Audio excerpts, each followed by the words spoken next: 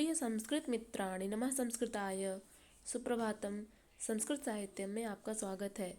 मैं हूँ संजना और आज हम लोग श्रीमद् भगवद गीता के तीसरे अध्याय का 13वां और 14वें नंबर का श्लोक पढ़ेंगे। इसके पूर्व हम लोग 12 श्लोकों तक अध्ययन कर लिए थे, जिसमें हमने जाना था कि श्री कृष्ण अर्जुन से कहते हैं कि यज्ञ के द्वारा बढ़ाए हुए देवता, यानी यज्ञ के द्वारा जो प्रसन्न चित्त हुए देवता हैं, वे तुम लोगों को बिना मांगे ही इच्छित भोग निश्चय ही देते रहेंगे। इस प्रकार उन देवताओं के द्वारा दिए हुए भोग को जो पुरुष उनको बिना दिए स्वयं भोगता है, वह चोर ही है। अब अगले श्लोक में हम जानेंगे कि श्री कृष्ण क्या कहते हैं। ये श्लोक बहुत ही इम्पोर्टेंट है, इस पर मैंने टिक भी लगाया है। साथ में वाचन करते हैं। यज्ञशिष्टाशिनः सन्तो मुच्यन्ते सर्वकिल्बिषैः भुञ्जते ते त्वघं पापा ये पचन्त्यात्मकारणात्। अर्थात यज्ञात, यज्ञात का अर्थ होता है यज्ञ से। शिष्टः, जब इसका संधि विच्छेद करेंगे तो यज्ञात शिष्टः अशिनः, यज्ञ से शिष्टः अर्थात बचे हुए, अशिनः अर्थात अन्न को खाने वाले, संतो अर्थात जो संत होते हैं, जो श्रेष्ठ लोग होते हैं, भक्तगण होते हैं, वे मुच्यन्ते, मुच्यन्ते अर्थात छोड़ देते हैं या मुक्त हो जाते हैं।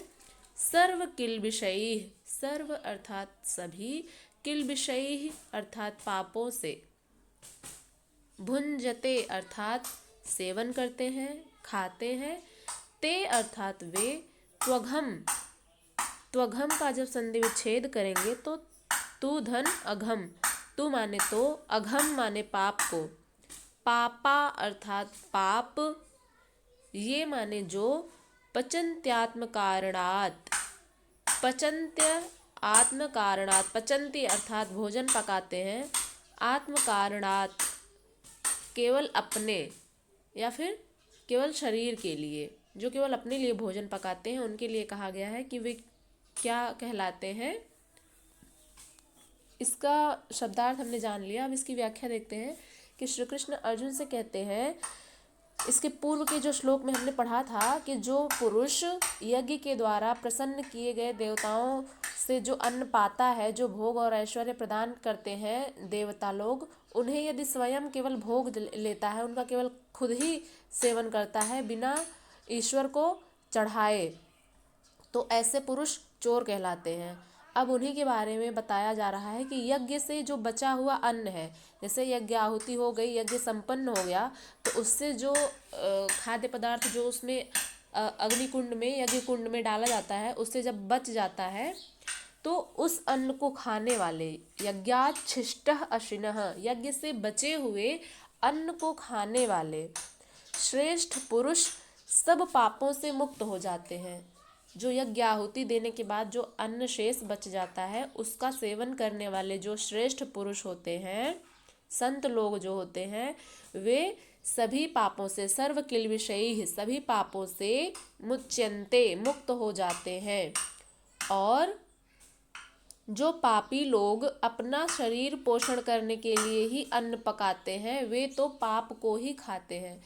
कहने का भाव यह है कि जो हमें कोई भी वस्तु प्रदान कर रहा है, उसमें से कुछ हिस्सा उसके लिए भी दे देना चाहिए जो हमें प्रदान कर रहा है। जैसे कि देवता लोग हैं, उनके लिए हम यज्ञ आदि करते हैं, तो उसमें जो आहुति देते हैं, तो उससे जो अन्न बच जाता है, उसका जो सेवन करते हैं, उसको जो भोग करते हैं उसका, ऐसे श्रेष्ठ पुरुष सभी पापों से मुक्त हो जाते हैं। लेकिन वहीं दूसरी तरफ यदि कोई व्यक्ति जो देवताओं के द्वारा प्रदत्त जो यज्ञ आदि आहुति देने के बाद जब देवता लोग प्रसन्न हो जाते हैं, तो उसके बाद देवता लोग इच्छित वर देते हैं, इच्छित वरदान देते हैं उन्हें, उन महापुरुषों को, उन यज्ञकर्ताओं को इच्छित वर देते हैं, यानी उनके इच्छा के अनुसार।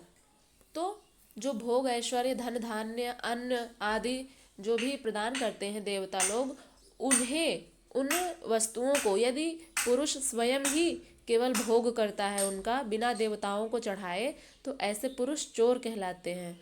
और जो लोग केवल अपना शरीर पोषण के लिए अपने शरीर का पालन पोषण करने के लिए केवल अन्न पकाते हैं और खाते हैं, केवल स्वयं का ही, जिसमें सिर्फ और सिर्फ स्वार्थ ही छिपा हुआ है, केवल अपना ही पकाओ खाओ, इस प्रकार का जो भाव है जिनके मन में, ऐसे लोग पाप को ही खाते हैं। और इसके पिछले श्लोक में हमने जाना कि ऐसे लोग पापी कहलाते हैं। अब अगले श्लोक में हम बढ़ते हैं, उसमें जानेंगे कि श्री कृष्ण अर्जुन से क्या कहते हैं। अगला श्लोक है 14वें नंबर का, उसको जानते हैं।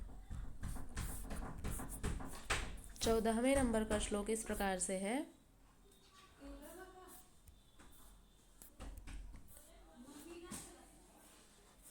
अन्नाद् भवन्ति भूतानि पर्जन्यादन्न संभवः यज्ञाद् भवति पर्जन्यो यज्ञः कर्म समुद्भवः।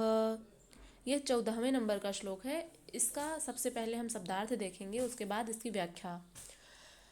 कह रहे हैं श्री कृष्ण कि अन्नाद् भवन्ति भूतानि, अन्नाद् अर्थात जब इसका संधि विच्छेद करेंगे तो अन्नात् भवन्ति इस प्रकार से होगा। तो अन्नात् में पंचमी विभक्ति है, अन्नात् यानी कि अन्न से, भवन्ति यानी उत्पन्न होते हैं, भू धातु है इसमें, भवन्ति भू का अर्थ होता है उत्पन्न होना, तो भवन्ति यानी उत्पन्न होते हैं। क्या? भूतानि, भूतानि अर्थात जो समस्त प्राणी हैं, प्राणियों का एक पर्यायवाची होता है भूत, तो यहाँ पे भूतानि लिखा हुआ है, बहुवचन है, तो इसका अर्थ हो जाएगा समस्त प्राणी। पर्जन्यात, पर्जन्यात का अर्थ होता है वर्षा से। अन्न संभवः, अन्न अर्थात अन्न की, संभवः अर्थात उत्पत्ति होती है। यज्ञात भवति पर्जन्यो, यज्ञात यानी कि यज्ञ से, भवति यानी होती है, पर्जन्यो अर्थात वर्षा, यज्ञः कर्म समुद्भवः, यज्ञ यानी यज्ञ, कर्म समुद्भवः यानी नियत कर्तव्य कर्म से संपन्न होता है। ये रहा शब्दार्थ। अब इसकी व्याख्या देखते हैं। अन्नात् भवन्ति भूतानि पर्जन्यात् अन्न संभवः यज्ञात् भवति पर्जन्यो यज्ञः कर्म समुद्भवः। अर्थात श्री कृष्ण के कहने का भाव यह है कि जो संपूर्ण प्राणी अन्न से उत्पन्न होते हैं, अन्न की उत्पत्ति से वृष्टि होती है, वृष्टि यज्ञ से होती है, और यज्ञ विहित कर्मों से उत्पन्न होने वाला है। कहने का भाव यह है कि संपूर्ण प्राणी जो हैं, भूतानि यानी संपूर्ण प्राणी अन्न से उत्पन्न होते हैं, और अन्न की उत्पत्ति वृष्टि से होती है। जब वर्षा होती है तो उससे अन्न उपजता है, और वृष्टि जो होती है, जो वर्षा होती है, वो यज्ञ से होती है। यज्ञ आदि जब होता है तो उससे इंद्र देवता प्रसन्न होकर के वर्षा कराते हैं, तो वर्षा होती है तो उससे अन्न उपजता है। अन्न खा करके शरीर, मानव का शरीर जो है वो हृष्ट पुष्ट रहता है, उसका पालन पोषण उससे होता है। और यज्ञ जो होता है विहित कर्मों से उत्पन्न होने वाला है। जो यज्ञ होता है वो हमारे जो कर्म होते हैं उससे, उसी के अनुसार हम तो यज्ञ करेंगे। तो यहाँ पर किससे क्या उत्पन्न होता है इसको बताए हैं श्री कृष्ण कि अन्नात् भवन्ति भूतानि, अन्न से भवन्ति यानी उत्पन्न होते हैं, भूतानि यानी समस्त प्राणी, तो अन्न से समस्त प्राणी उत्पन्न होते हैं। और पर्जन्य यानी वर्षा से अन्न संभवः, अन्न की उत्पत्ति होती है। पर्जन्यात् अन्न संभवः यानी वर्षा से अन्न उपजता है। यज्ञात् भवति पर्जन्यो, यज्ञ से पर्जन्य यानी बादल का निर्माण होता है, वर्षा का निर्माण होता है यज्ञ से। और यज्ञः कर्म समुद्भवः, यज्ञ जो होते हैं वो हमारे कर्मों से उत्पन्न होते हैं। यज्ञ विहित कर्मों से उत्पन्न होने वाला है। विहित यानी कि वो जो बताए गए हैं जो कर्म होते हैं हमारे, उससे यज्ञ जो होता है उसका उत्पन्न, उसकी उत्पत्ति होती है। अब ये रहा शब्दार्थ, इसकी व्याख्या हम लोग समझ लिए। अब हम लोग अगले श्लोक में बढ़ेंगे। इसमें कोई भी परेशानी हो, कोई भी संदेह हो तो आप लोग पूछ सकते हैं। हालांकि मैंने पूरा प्रयास किया है समझाने का, फिर भी यदि कोई संशय है तो आप लोग पूछ सकते हैं और अपना फीडबैक दे सकते हैं कि ये व्याख्या आपको कैसी लगी। हम लोग मिलेंगे अब अगले वीडियो में, तब तक के लिए नमः संस्कृताय।